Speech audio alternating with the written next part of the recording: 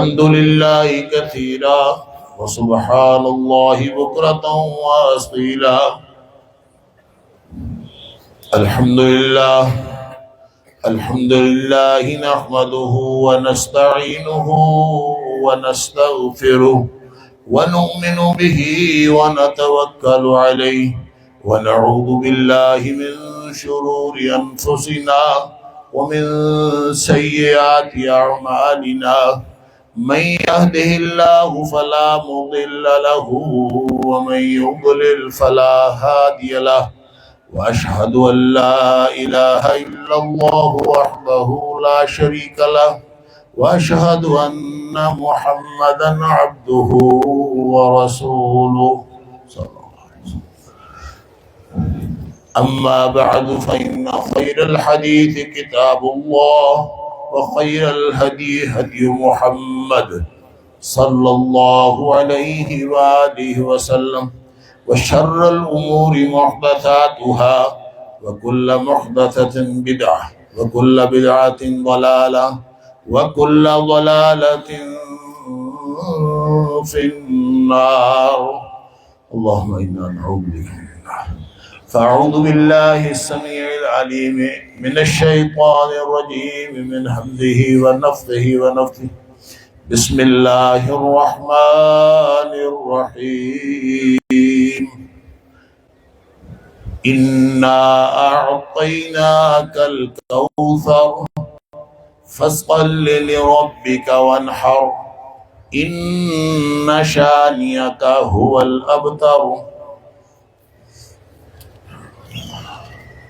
اے حبیب صلی اللہ علیہ وسلم، بے شک ہم نے آپ کو کوثر یا خیر کثیر بہت بڑی بھلائی عطا فرمائی، بس آپ اپنے رب کے لیے نماز پڑھیں اور اسی کے لیے قربانی کریں.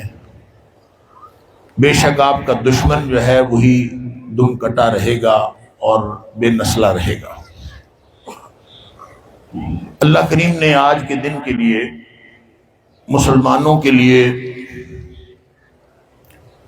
جس کام کا حکم دیا ہے عید نماز پڑھنے کے علاوہ، وہ قربانیاں کرنے کا حکم ہے.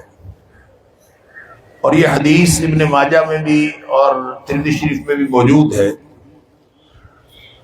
اور بعض محدثین کے ہاں یہ حدیث ضعیف ہے اور بعض کے ہاں یہ حدیث جو ہے وہ صحت کے درجے کو پہنچتی ہے اور حسن درجے کی ہے، کہ نبی اکرم صلی اللہ علیہ وآلہ وسلم نے فرمایا کہ آج کے دن میں یوم النحر کو جب کوئی شخص قربانی کرتا ہے تو یوم النحر کو بہت سارے کام ہوتے ہیں.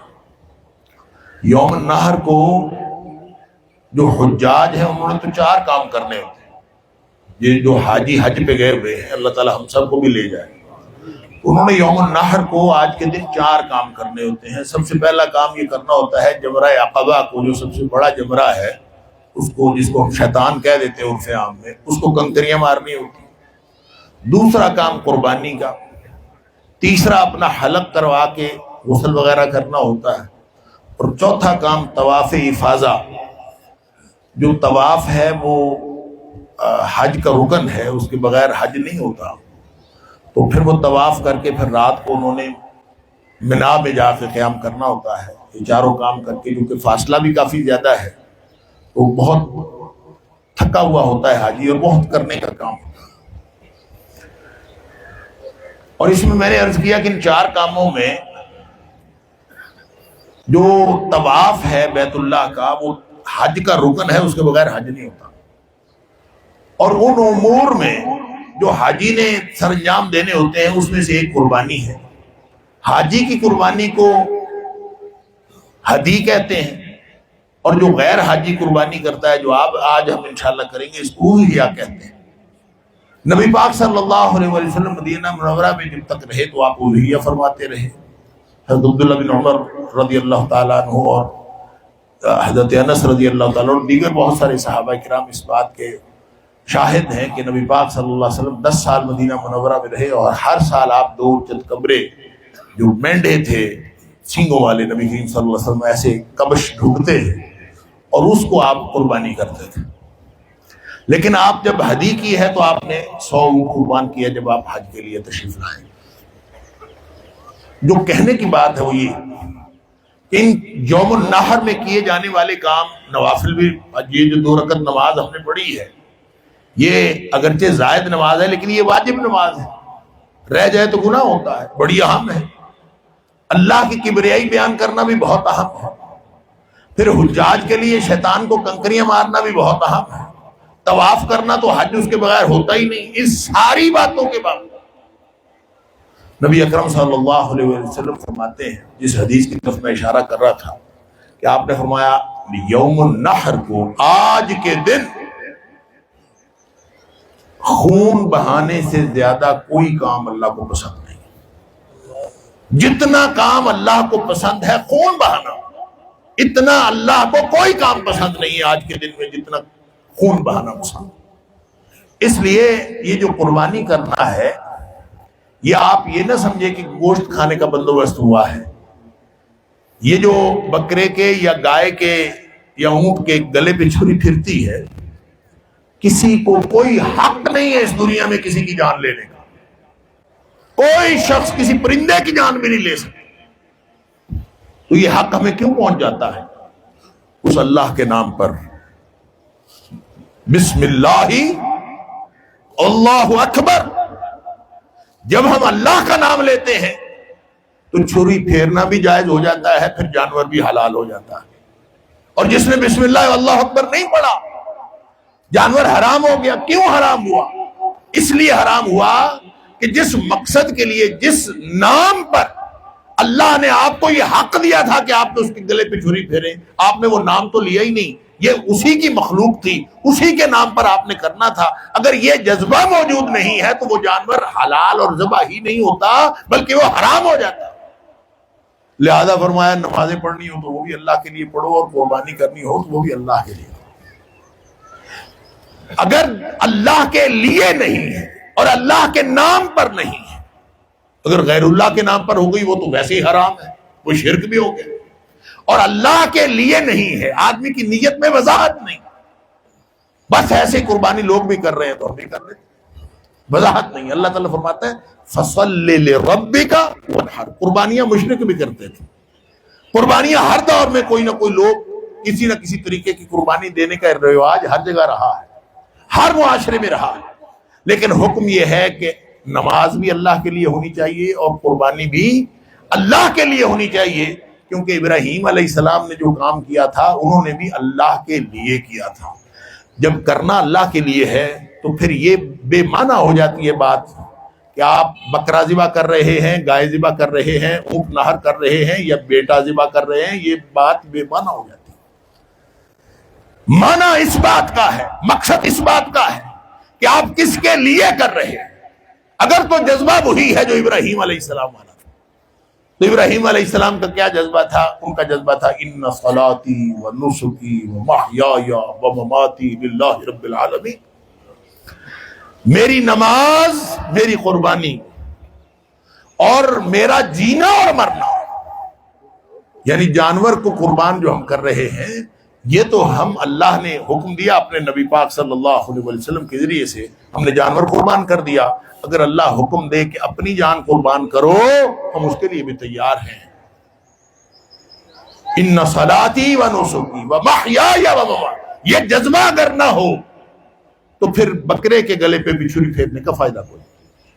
اس لیے اللہ کریم نے فرمایا، میں نے جمعے میں بھی عرض کیا تھا، لن ینال اللہ لحومها ولا دماؤها ولكن يناله التقوى منكم۔ اللہ کو یہ نہیں پہنچتا کہ اس بکرے میں سے 20 کلو گوشت نکلے گا کہ 30 کلو نکلے گا، یا کتنے من کی گائے ہے یا بچڑا کتنے من کا ہے، یہ نہیں پہنچتا اللہ کو۔ نہ اللہ کو خون پہنچتا ہے نہ اللہ کو گوشت پہنچتا ہے، اللہ کو تمہارے دلوں کی کیفیتیں پہنچتی ہیں۔ وَلَٰكِن يَنَالُهُ التَّقْوَىٰ مِنكُمْ۔ تقویٰ کیا ہے؟ تقویٰ یہ کیفیت ہے دل کی۔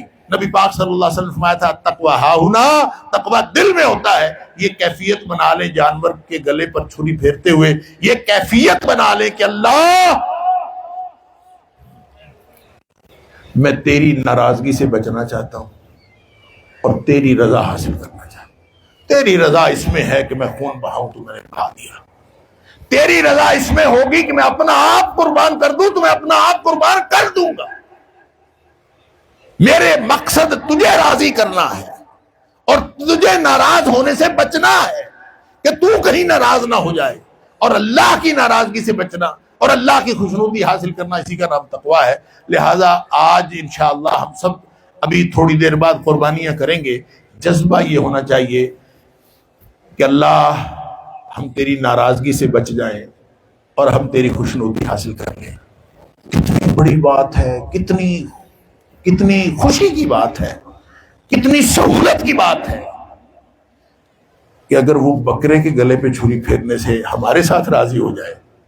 خون تو اس نے دیا ہے، جان تو اس نے دی ہے، ہم نے تو گوشت کھایا ہے، ہمیں تو الٹا گوشت کھانے کو ملا ہے، لیکن اس میں رضامندی اللہ کی اس لیے ہے کہ نبی پاک صلی اللہ علیہ وآلہ وسلم نے ہمیں حکم دیا کہ یہ قربانیاں کرو، اور ہم نے اس لیے اللہ اور اللہ کے رسول صلی اللہ علیہ وسلم کے حکم کے سامنے جھک جانا، اور یہ صرف قربانی کر کے کافی سمجھنا، پوری زندگی اللہ اور اس کے رسول صلی اللہ علیہ وسلم کی بتائے ہوئے کے مطابق گزرے گی تو پھر وہ تقوی والی زندگی ہوگی، پھر وہ قربانی کا جو کیا ہوا عمل ہے گویا وہ ہمارے کردار سے ظاہر ہوگا، تو پھر انشاءاللہ اللہ تعالیٰ ہماری قربانیاں بھی قبول کرے گا۔ بس یہ میں اتنی سی بات کرنی تھی۔ اللہ تعالیٰ ہم سب کو اس بات کی توفیق عطا فرمائے کہ ہم پوری زندگی اسی مرکزی نقطے پہ گزاریں کہ کہیں ہمارا اللہ ناراض نہ ہو جائے اور کہیں ہم اللہ کی خوشنودی سے محروم نہ رہ جائیں۔ اگر اس تڑپ کے ساتھ زندگی گزاری تو یہ زندگی انشاءاللہ تقوی والی زندگی ہے۔ اللہ تعالیٰ ہم سب کو تقوی والا بنائے، اس لیے کہ اللہ تعالیٰ نے فرمایا ہے انما یتقبل اللہ من المتقین، اللہ تعالیٰ صرف تقوی والوں سے قربانی قبول کرتا ہے، ہر ایک سے قربانی قبول نہیں ہوتی۔ یہ دلوں کی کیفیتیں چینج کر لیجئے، ری ٹیون کر لیجئے، ذبح کرنے سے پہلے ایک دفعہ پھر دیکھ لیجئے، اور قربانی کرتے وقت آپ کی طرف سے قربانی ہے، آپ کے بیٹوں کی طرف سے ہے، آپ کے والدین کی طرف سے ہے، کس کی طرف سے ہے، اللہ کے ہاں ثواب کی کمی نہیں ہے۔ نیت کر لیں یا اللہ میری طرف سے بھی، میرے گھر والوں کی طرف سے بھی، میرے محلے والوں کی طرف سے بھی، پورے پاکستان کی طرف سے، پورے خاندان کی طرف سے، تمام مسلمانوں کی طرف سے، سب زندہ مردہ مسلمانوں کی طرف سے، یا اللہ سب کی طرف سے قبول فرما۔ اللہ کے ہاں کو ثواب کی کمی ہے، لہٰذا اس میں یہ سنت ہے نبی پاک صلی اللہ علیہ وسلم۔ نبی پاک صلی اللہ علیہ وسلم ذبح کرتے تھے، آپ فرماتے تھے کہ منی اللہم ھذا منک ولک عن محمد و آل محمد و امت محمد، کہ اللہ یہ تیرے لیے ہے، تیری طرف سے یہ ہے اور تیرے لیے ہے، اور یہ کس کی طرف سے ہے؟ یہ محمد صلی اللہ علیہ وسلم کی طرف سے ہے، محمد صلی اللہ علیہ وسلم کے خاندان کی طرف سے، آل محمد کی طرف سے ہے، اور ساتھ فرماتے ہیں وَمِنْ أُمَّةِ محمد، ساری امت کی طرف سے ہے۔ لہذا نیت کے اندر یہ وضاحت رکھ لینا کہ یا اللہ سب کو ہی اجر دے دینا، تو اللہ تعالیٰ کے ہاں اجر کی کمی نہیں ہے، انشاءاللہ سب کو اجر مل جائے گا۔ اللہ تعالیٰ ہم سب کو توفیق عطا فرمائے۔ دعا فرما لیجیے۔ یا رب لک الحمد کما ینبغی لجلال وجہک وعظیم سلطانک، یا رب لک الحمد کما ینبغی لجلال وجہک وعظیم سلطانک، یا رب لک الحمد کما ینبغی لجلال وجہک وعظیم سلطانک۔ اللهم صل على محمد وعلى آل محمد كما صليت على إبراهيم وعلى آل إبراهيم إنك حميد مجيد. اللهم بارك على محمد وعلى آل محمد كما باركت على إبراهيم وعلى آل إبراهيم إنك حميد مجيد. ربنا آتنا في الدنيا حسنة وفي الآخرة حسنة وقنا عذاب النار. اللهم أحسن عاقبتنا في الأمور كلها وأجرنا من خزي الدنيا وعذاب الآخرة. اللهم أصلح لنا ديننا الذي هو عصمة أمرنا، وأصلح لنا دنيانا التي فيها معاشنا، وأصلح لنا آخرتنا التي فيها معادنا، واجعل الحياة زيادة لنا في كل خير، واجعل الموت راحة لنا من كل شر۔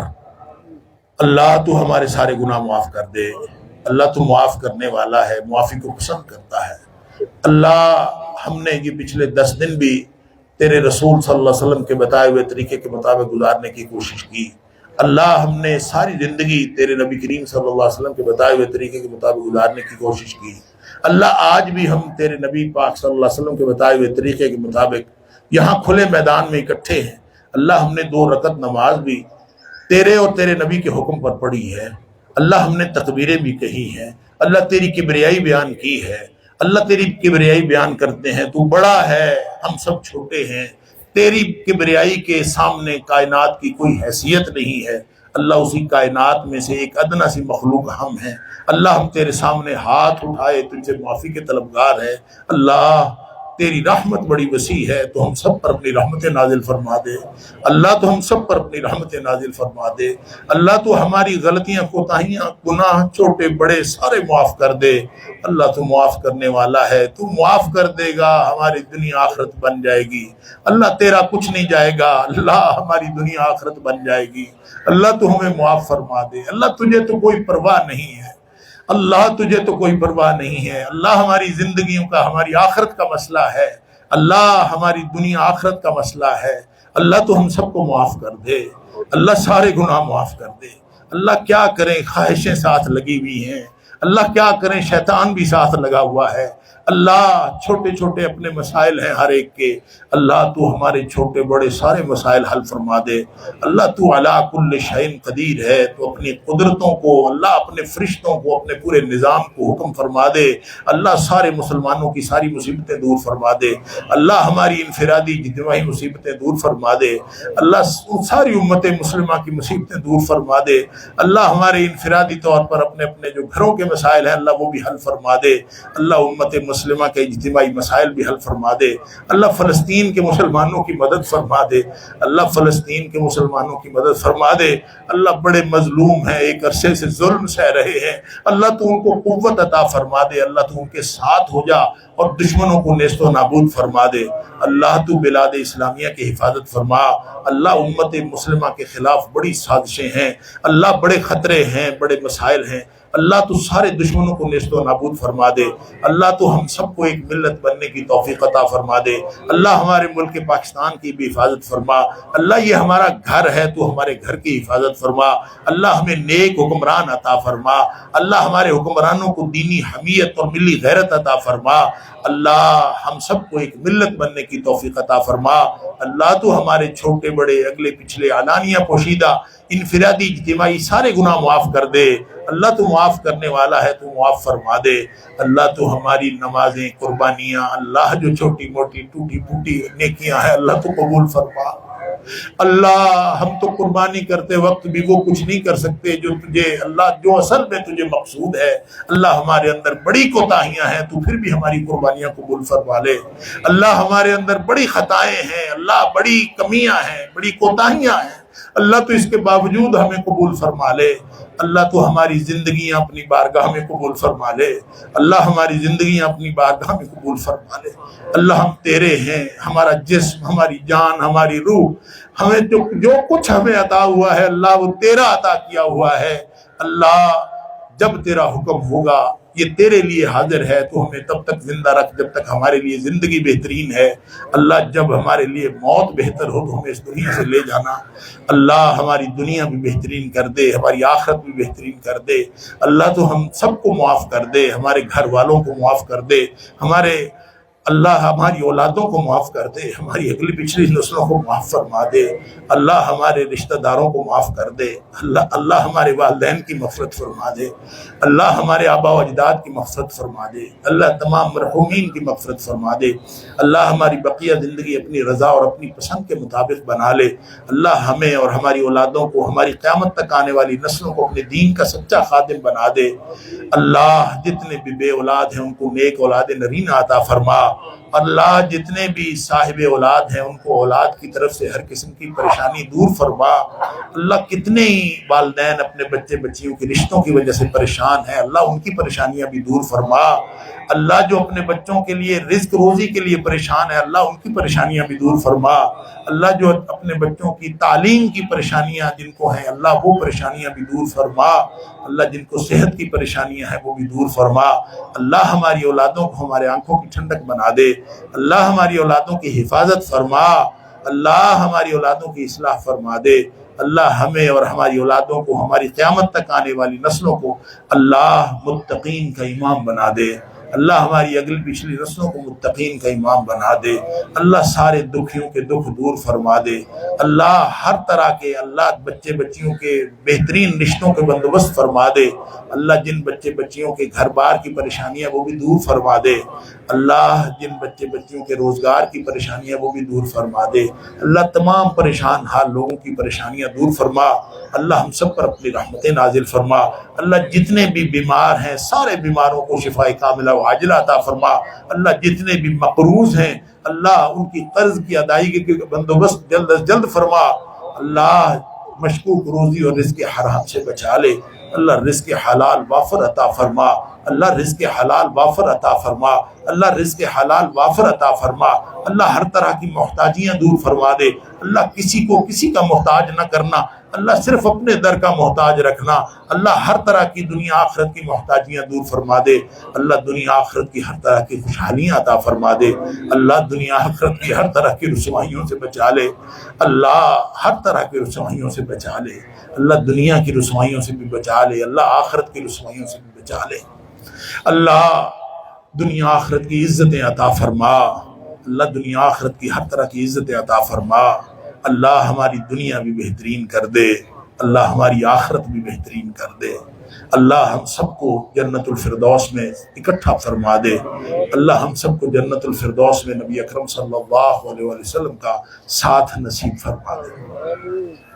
اللہم وفقنا لما تحب وترضى، اللہم وفقنا لما تحب وترضى، اللہم وفقنا لما تحب وترضى۔ ربنا تقبل منا انك انت السميع العليم وتب علينا انك انت التواب الرحيم، وصلى الله تعالى على خير خلقه محمد وآله وصحبه اجمعين، آمين آمين برحمتك يا رب۔